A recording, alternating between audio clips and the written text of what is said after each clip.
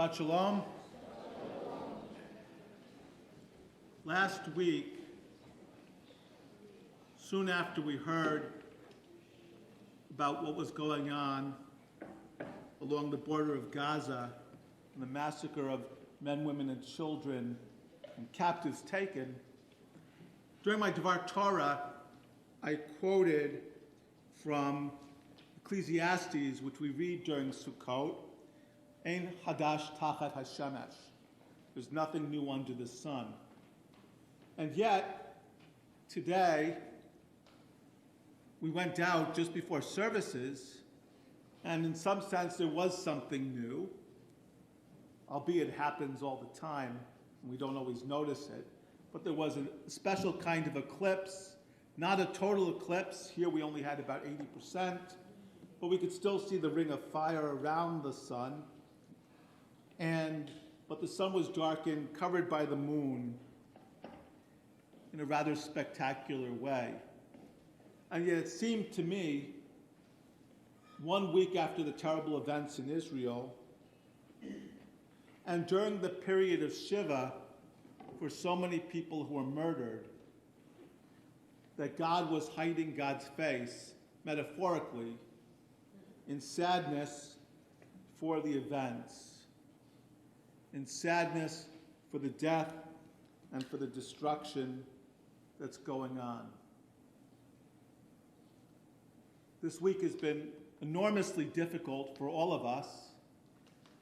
It's hard to look at social media or the newspapers or listen to the radio, or, well, do people do that anymore? Listen to at least the television and what's going on, because there's horrifying story after horrifying story of people whose lives were lost while sitting in their homes, while no doubt playing in the streets, while preparing to celebrate Simchat Torah, the most joyous day, or one of the most joyous days of the year.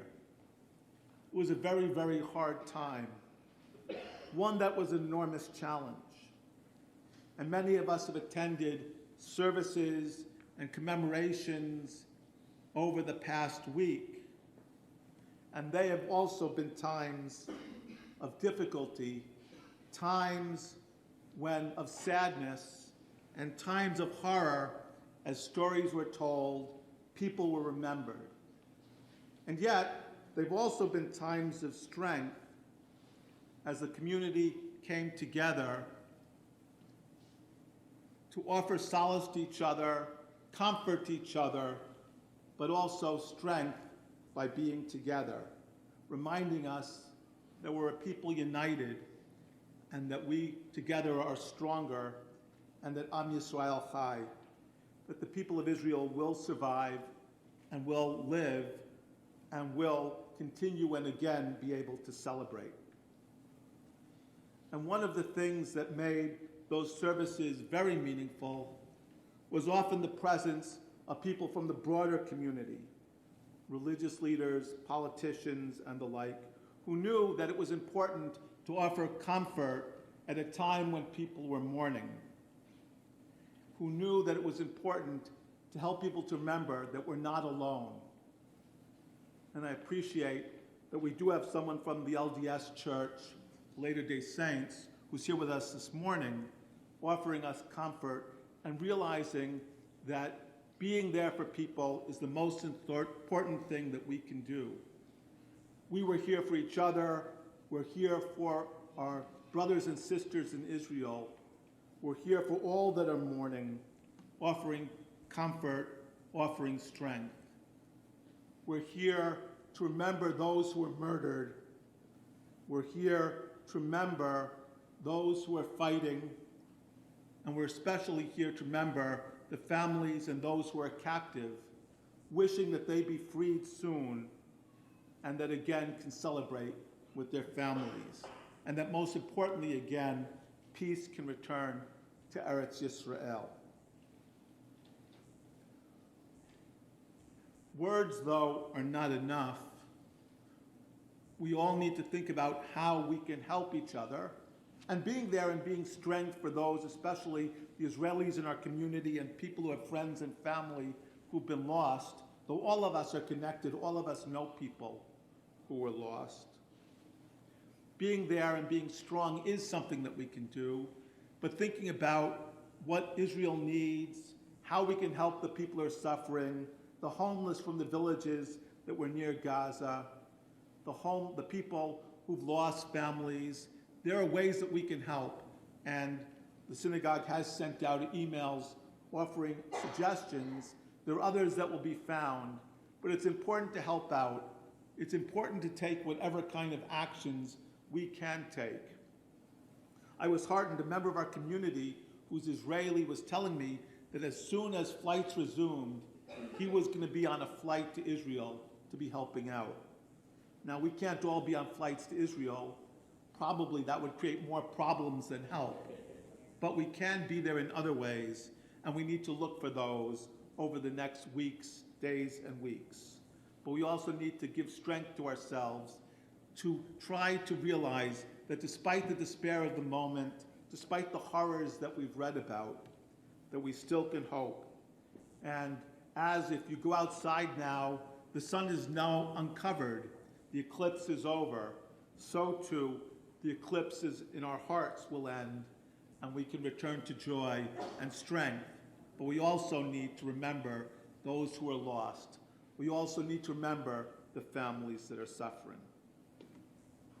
I was thinking about that a lot this morning, especially as I was listening to Michael's Haftorah. Especially at the end, Michael reminded us about the power of decision-making, the free will that we have as human beings. He talked about that in regards to the mistakes that Adam and Eve made as they ate from the tree of knowledge. I would suggest the mistake the snake made by giving really bad advice to Adam and Eve, and the mistake that Cain made as he murdered his brother. This idea of free will is built in to this very beginning of Bereshit, of Genesis, that we read this morning. In Genesis, we're told that human beings are created b'tselem Elohim, in the image of God. And the rabbis argue, just as Michael reminded us, they argued about the snake. The rabbis argue about what it means to be in the image of God. Now, they're all agreed that we can't look like God or physically resemble God, because in the Jewish tradition, God is beyond any kind of human form. So I wonder, what could it mean? Some rabbis say, we're sort of like angels. That's an answer that some accept, but other rabbis reject that, and others say, it's sort of like a platonic solid, just as in God had an image of what human beings were supposed to be, an ideal image, and God created us resembling that ideal image. And other rabbis suggest, no, there's something within us that's like God, and that's the power to know between good and evil, and it's the power to make free will choices. Because we can make choices, that's what makes us human. And in fact, for those rabbis and many others, that's what also differentiates us from angels. For the Jewish tradition, angels only exist to follow God's command and don't have free will.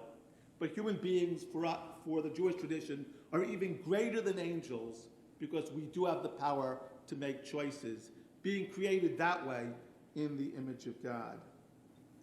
And sadly, as Michael showed us, and as Rabbi Roller asked us after his introduction to the Torah reading, mistakes seem to be part of the human condition, sometimes horrifying mistakes. We see that across the globe as human beings make terrible mistakes which lead to horror, war, and destruction, mistakes that affect all of us, free will decisions that affect all of us. And in the Torah reading, there's actually an interesting, parallelism in the verses describing the beginnings of the human race. as Michael ended up chanting towards the end of the Parsha, there's the story of Lamech. Lamech is a descendant of Cain, and he brags that not only did he was even better than Cain, because not only Cain only killed one person, but he killed two. So Lamech and the line of Cain represents for us that side of us, that Yetzer Hara that Michael talked about, that leads us to make terrible choices in the world. And that's a propensity that human beings have. And we can see it in Ukraine, in the horrible war that's going on there. We can see it in Israel and the horrible violence that started last Saturday and the terrible murders that happened. But we see it all across our country as well and all across the globe. And yet, there is a line of hope, because Michael also mentioned the line of Seth. Seth being Adam and Eve's third son. Seth was the father of Enosh, and Enosh was the first person to call upon the name of God. That was the first words that's rather the last words that Michael chanted for us this morning. And that is a line of hope, because Enosh and his line represent the choice of making good choices in the world, building a better world, building a world of peace, building a world where all children can live and achieve their fullest potential. That's the line that gives us hope. That's the line that even in times of darkness like we find ourselves now, that we need to emulate. We all have free will. All of us are created b'tselem Elokim.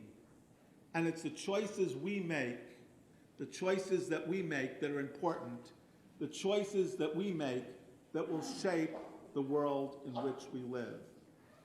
And so we hope in the days and weeks to come that more people make good choices, that peace will return to Israel, that those who mourn will be comforted, and that someday everyone in Israel will be able to live in peace. Everyone in the world will be able to live in peace.